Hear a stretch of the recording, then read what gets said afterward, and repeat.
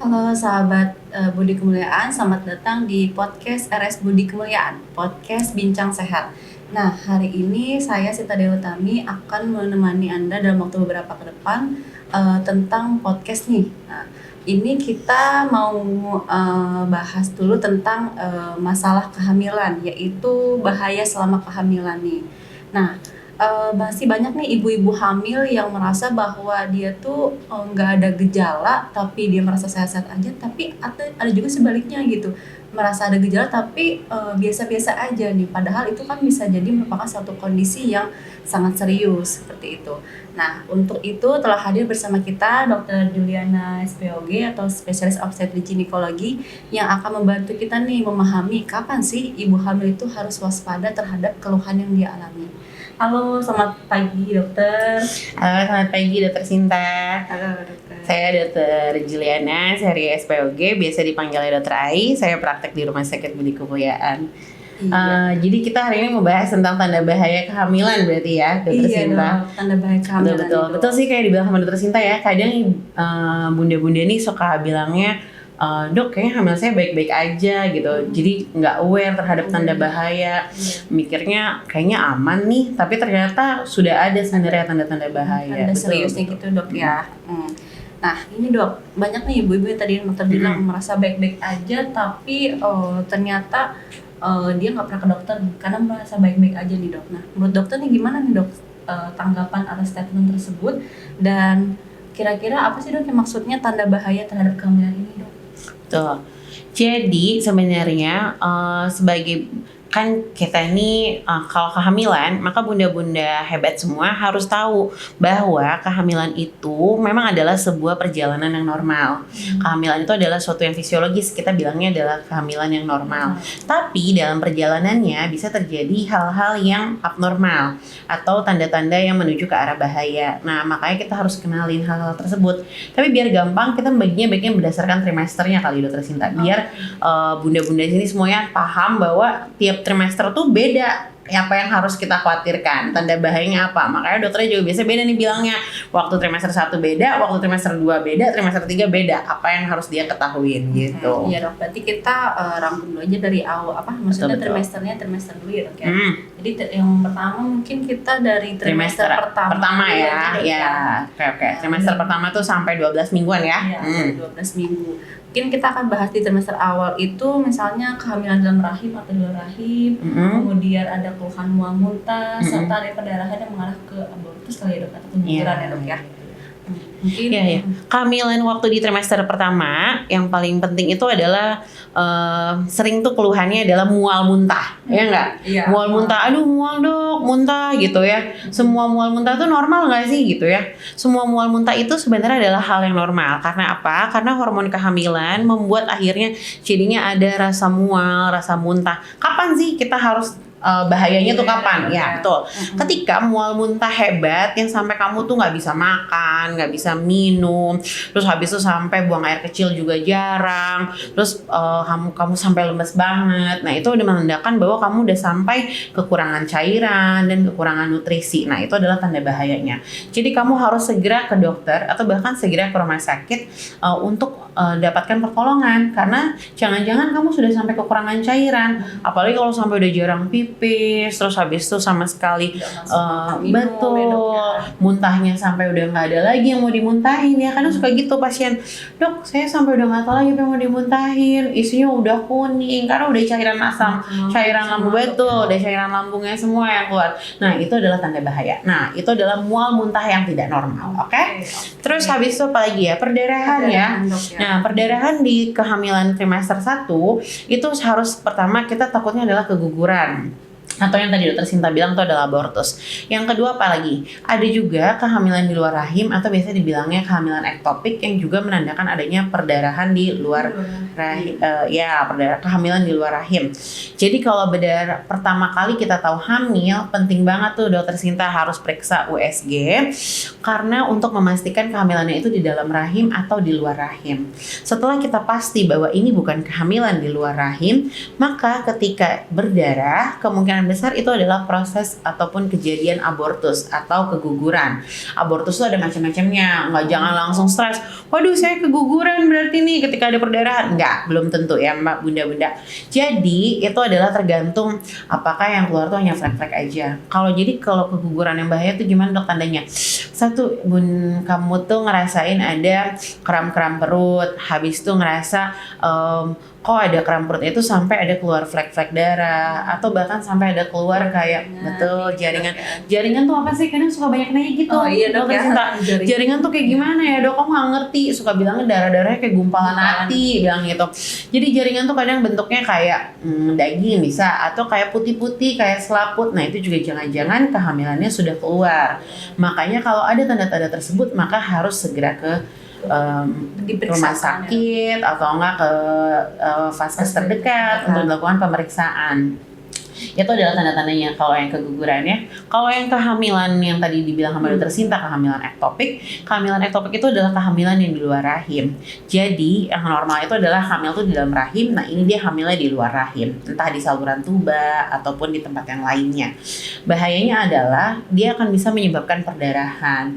Bayangkan kalau misalnya saya ibaratkan misalnya rahim itu adalah tempat untuk bakal janin itu tumbuh, adalah badan saya. Nah, sementara itu adalah tangan saya itu adalah lengan seperti saluran indung telur. Nah, kehamilan ektopik itu nempelnya bukan di badan saya, tapi nempelnya di lengan. Nah, bayangin yang harusnya betul di luar rahim. Jadi kan ini lengan sama badan kan beda ya, dokter Sinta. Jadi begitu dia nempelnya adalah di lengannya atau di saluran indung telurnya, maka kan kehamilan itu makin besar. Ibarat pipa, nanti dia akan menyebabkan retak. Akhirnya nanti akan ada robekan-robekan yang menyebabkan jadinya berdarah. Darahnya itu akan tertampung di dalam rongga perut. Dan biasanya bunda-bunda bakal ngerasainnya adalah nyeri perut dan juga akan ngerasa kesakitan. Apalagi kalau belum pernah USG ataupun ada pemeriksaan yang memastikan bahwa kehamilannya di dalam rahim. Jangan-jangan itu adalah tanda-tanda kehamilan ektopik. Jadi selain berdarah harus waspada juga terhadap nyeri perut yang hebat. Gitu.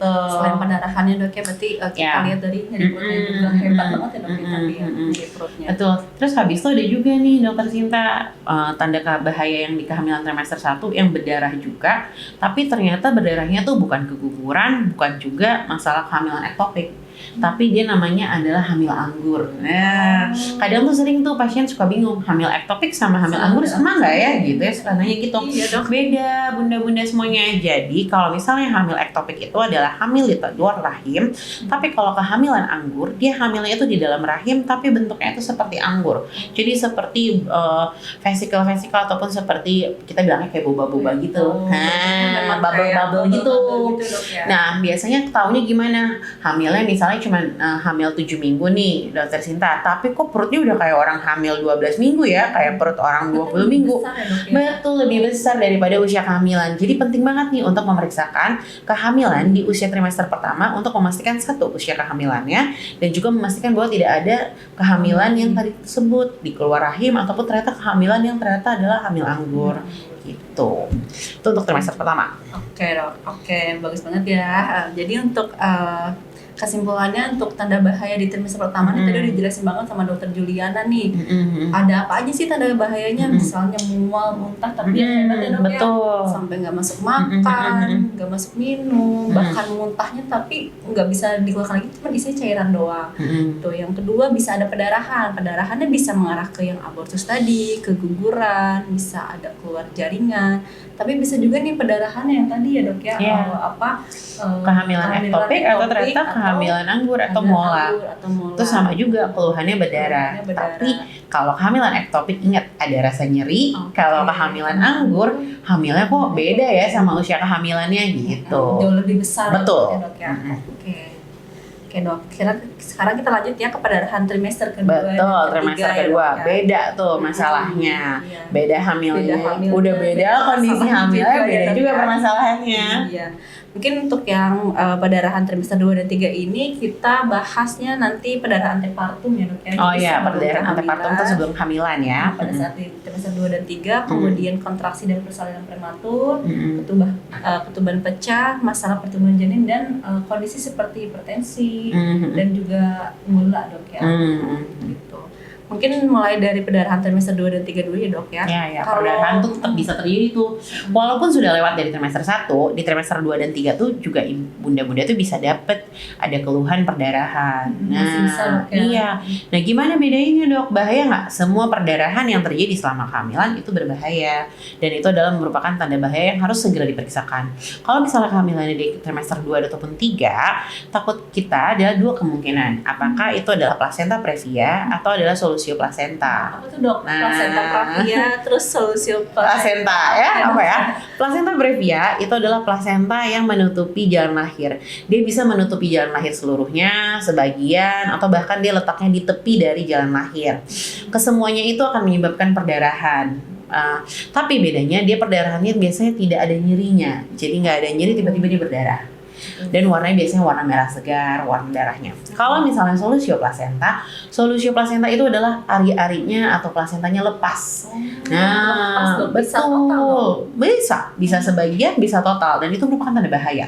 Bayangin, plasenta itu adalah tempat bayi dapat nutrisi, terus tiba-tiba lepas, maka nutrisi ke bayinya terputus. Jadi bahaya banget buat bayinya. Nah, kenapa sih bisa terjadi solusio plasenta?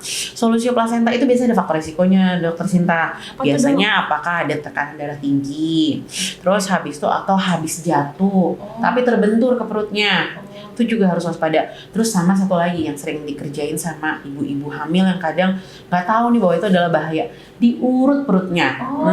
Bisa dok ya? Iya, kadang banyak tuh kejadian-kejadian perutnya diurut, entah dibilang sama tetangga ya, diurut aja biar posisinya berubah. Gitu. Katanya kan kemarin sungsang, diurut biar jadi kepala. Jadinya malah bikin ari-arinya lepas, solusio plasenta. Tapi bisa kita kenali, Dokter Sinta. Kenalinnya gimana? Apa aja tuh dok tanda gejalanya? Biasanya pasiennya nyeri, beda sama yang plasenta previa. Kalau yang plasenta previa tadi nggak nyeri, tapi kalau solusio plasenta dia nyeri. Jadi perutnya tuh nyeri banget, kayak mules banget, terus-terusan, sakit banget, dan keluar darah. Darahnya biasanya cenderung berwarna gelap. Tapi pokoknya intinya adalah bunda-bunda tuh harus mengenali kalau misalnya ada perdarahan satu tidak normal.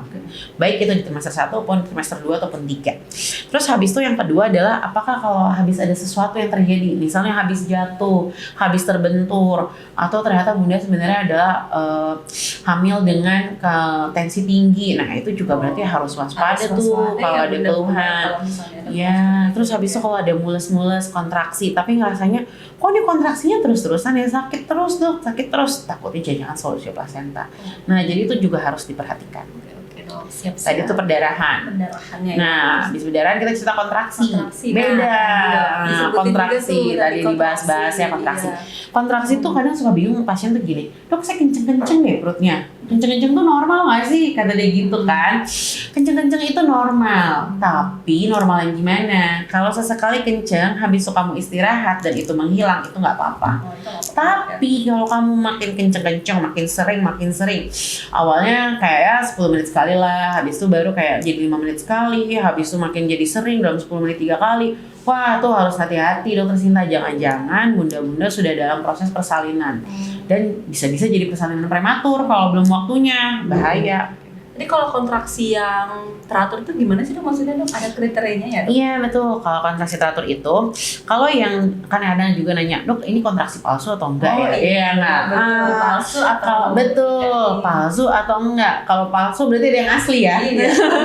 Jadi kalau misalnya yang palsu itu kayak yang tadi aku bilang, dia datangnya tuh nggak teratur. Nggak teratur tuh gini, nggak konsisten berulang. Tapi dia bisa sekarang datang, abis itu nanti kayak 30 menit lagi baru muncul lagi. Dan biasanya khasnya adalah ketika istirahat enakan. Istirahat yang poinnya ya. Poinnya istirahat enakan. Tapi kalau misalnya kontraksi yang terus-terusan, misalnya, wah ini kok sering ya, makin sering dalam biasa bunda tuh bakal ngerasain kayak dalam 30 menit, oh kayaknya aku ngerasa ada 3 kali ya awalnya. Terus kok makin lama makin sering ya. Jadi ada proses dari yang teratur, habis itu dia makin sering, semakin sering. Betul. Jadi itu akan merupakan tanda-tanda kemungkinan kontraksi prematur yang akan nanti bisa menyebabkan persalinan prematur. Apalagi kalau itu kejadiannya kan masih di bawah 37 minggu. Jadi bahaya. Jadi bahaya dok ya. Kalau misalnya ibu-ibu udah ngerasain kayak mulesnya sering, misalnya 30 menit bisa ada 3-4 kali, mungkin itu kontrol juga kali ya dok? Iya, harus segera kontrol. Segera periksa. Betul, segera periksa. Apalagi kontraksinya ditambah lagi ada keluar lendir darah, wah udah pasti Tanda jangan-jangan tuh udah tanda persalinan. Yes. Jadi harus segera waspada, harus segera cari pertolongan. Ada pertolongannya ibu-ibu ya. Hmm. Oke, kemudian kita lanjut ke pecah ketuban kali dok ya. Iya ya, pecah ketubannya. Kalau pecah ketuban Ini nih sering tricky nih. Iya. Kadang ibu hamil bingung. Kok saya rembes-rembes ya dok Iya. gitu ya. Ini pecah ketuban atau enggak gitu. Kadang orang mikirnya pecah ketuban tuh kayak balon meletus dokter Sinta. Meletus balon biur langsung keluar. Banyak. Nah, darahnya banyak. Apa air ketubannya banyak. Padahal nggak kayak gitu. Bisa aja dia rembes-rembes basah. Nah, yang kadang suka bingung adalah dia membedakan sama keputihan. Suka tuh banyak pertanyaan, dok saya keputihan atau saya sebenarnya keluar air pecah ketuban ya gitu. Bedainnya gampang, Mam. Gampang. Jadi adalah satu bedainnya tuh adalah kalau misalnya keputihan tuh biasanya cenderungnya ada warnanya, apakah warna putih atau warna kuning kehijauan, dan biasanya bisa juga ada keluhan bau, terus habis itu ada keluhan yang lain gatal, betul. Tapi kalau misalnya itu adalah air ketuban, dia cenderung bening aja gitu ya. Selama kalau ini air ketubannya belum sampai yang bayinya stres ya, dokter Sinta. Yang masih awal-awal biasanya dia basah aja. Dan membedakannya lagi sama pipis apa? Kadang tuh ibu hamil juga suka bocor urin. Jadi dia kadang suka jalan aja dia mau kencing, ketekan aja dia bocor pipisnya. Nah bedainnya apa? Kalau misalnya pipis bisa ditahan, tapi kalau misalnya air ketuban ngalir terus, rembes terus. Jadi kalau ada perasaan ataupun keluhan, loh kok kayak rembes terus ya, basah terus nih celana dalam, nah bagus periksa aja langsung ke aja ya. betul, Mungkin langsung periksa. ketubannya yang udah pecah ya. Iya. Kalau misalnya air pipis tuh bisa ditahan Moms, tapi kalau misalkan air ketuban tuh nggak bisa. Iya. Terus-terusan ngalir, bisa sedikit-sedikit bahkan menembus dan banyak ya dok ya. Kayak gitu. Oke deh, sekarang kita masalah ke pertumbuhan janin. Ya, Pertumbuhan janin itu ada nggak ya dok ya gejalanya gitu? Ada yang harus diperhatiin nggak dok kira-kira? Nah, pertumbuhan janin ya. Jadi kalau sebenarnya pertumbuhan janin yang penting itu adalah usia kehamilan dulu. Jadi kita harus tahu usia kehamilan bunda-bunda itu berapa. Jadi bunda-bunda tuh harus tahu bisa dari usia hari berdasarkan dari hari pertama, hari terakhir ya HPHT atau pada pemeriksaan USG trimester 1. Nah, jadi kalau periksa USG di trimester 1, jangan tanya jenis kelamin dokter Sinta, tapi tanyanya kapan lahiran saya dong, gitu. Iya. Jadi ingat terus, tanggal lahiran pada saat di USG trimester 1 itu menjadi patokan kita usia kehamilan sampai nanti dia lahir, betul. Nah, kemudian nanti baru kita lihat evaluasi, oh berat bayinya sesuai nggak sih sama usia kehamilannya. Nah, kalau misalnya jadi jangan cuma tanya jenis kelamin apa, muka bayi saya apa, jadi harus tahu juga, oh sesuai nggak ya dok ukuran kepala, ukuran perut, ukuran panjang kakinya gitu ya. Dan disesuaikan sama usia kehamilannya. Kalau ternyata kurang, berarti nanti harus ada yang diperbaiki. Jadi kalau ini tanda bahaya nggak ya dok? Mungkin kalau dibilang bahaya enggak, tapi tanda yang bunda-bunda hebat harus perhatikan. Ketika kontrol harus aware ya. Berarti benar-benar juga harus merhatiin ya dok ya usia kehamilannya berapa, mungkin taksiran berat jadinya berapa gitu. Betul. Jadi disesuaikan kali dok ya. Iya. Gitu. Kemudian ini dok masalah hipertensi nih. Iya. Hipertensi. Banyak juga tuh ya, gula. banyak bunda hamil yang tensinya tinggi. Awalnya dia tensinya nggak tinggi, kadang suka gitu ya. Pas sebelum hamil enggak kok, saya nggak pernah tensi tinggi. Terus habis itu pas lagi periksa tensinya tinggi, enggak dok saya nggak pernah tinggi. Jangan denial, oke? Jangan denial karena jangan-jangan emang betul sedang mengalami hipertensi dalam kehamilan, dan itu bisa terjadi pada siapapun, pada ibu hamil manapun.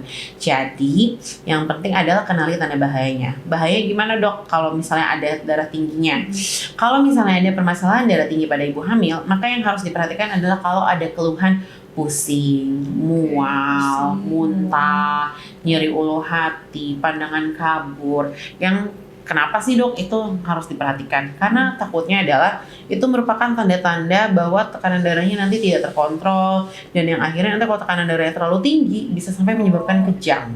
Eklamsi dok ya? Ya, betul. Namanya eklamsi gravidarum, itu kejang pada kehamilan.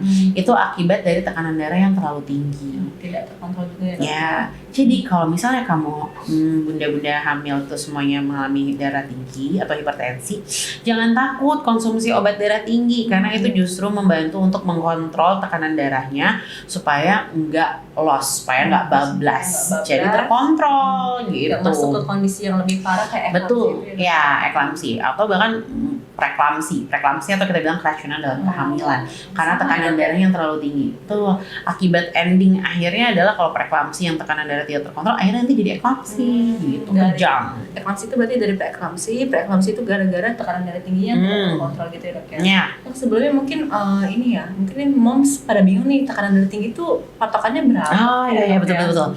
Jadi tensi normal itu sebenarnya adalah 120/80 di bawah situ.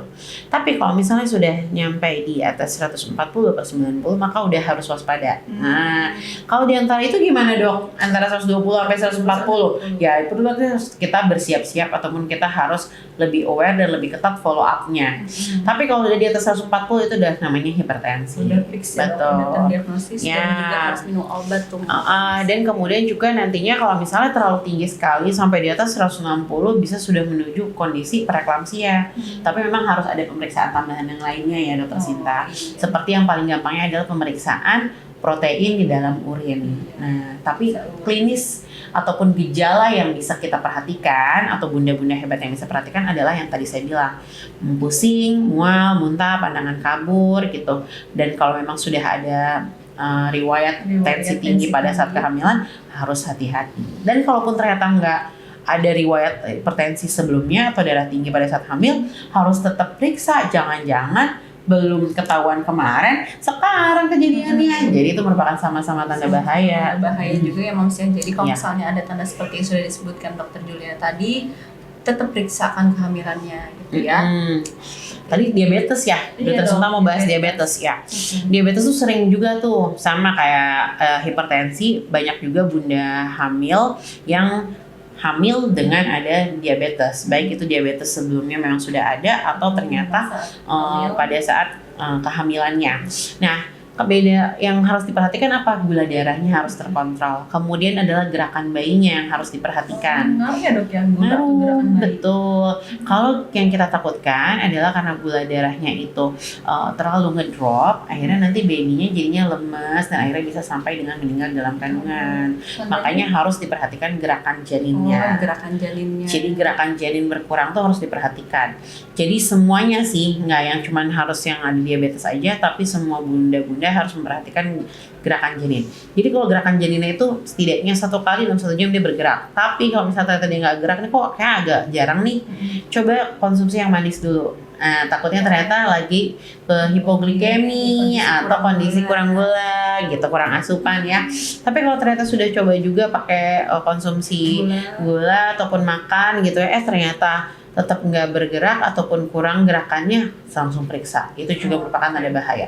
Jadi yang penting kenali, biarkan tenaga kesehatan yang putuskan apakah memang betul-betul bahaya atau enggak. Yang penting aware dulu. Yang penting aware dulu, tahu gerakan janin berkurang itu seperti apa gitu ya.